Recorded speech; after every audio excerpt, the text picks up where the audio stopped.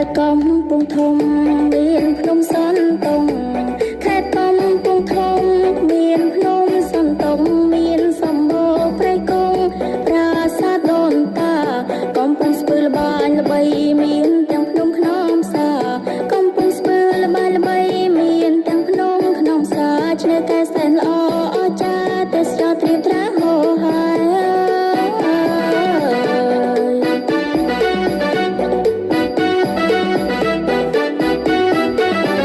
បៃលិនត្បូងល្អថាកំរមានណាំង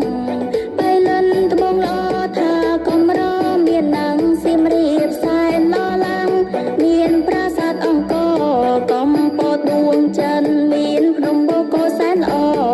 កំពតដួងច័ន្ទមានភ្នំបូកគោសែនល្អទីក្រុងភ្នំពេញក៏ទាំងដីបវរកម្ពុជា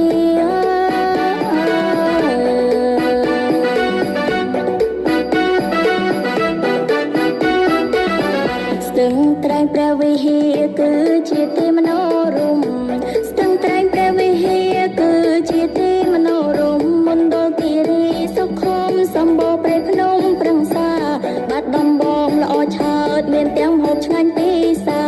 បាត់ដំបងល្អឆើតមានទាំងម្ហូបឆ្ងាញ់ពិសាក៏កងបានទៅទស្សនាតាក់ទាញចិន្តាបងប្អូនប្រុងស្រី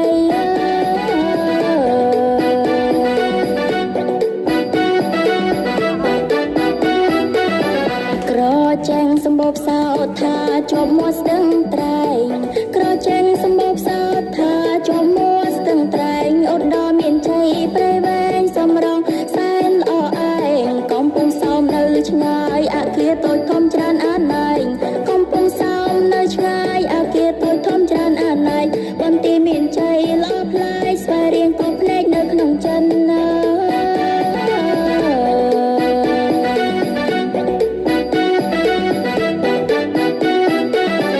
កំពុងឆ្នាំងភ្នំកងរៃត្បូងខ្លួនល្បីរឿងទាវទុំ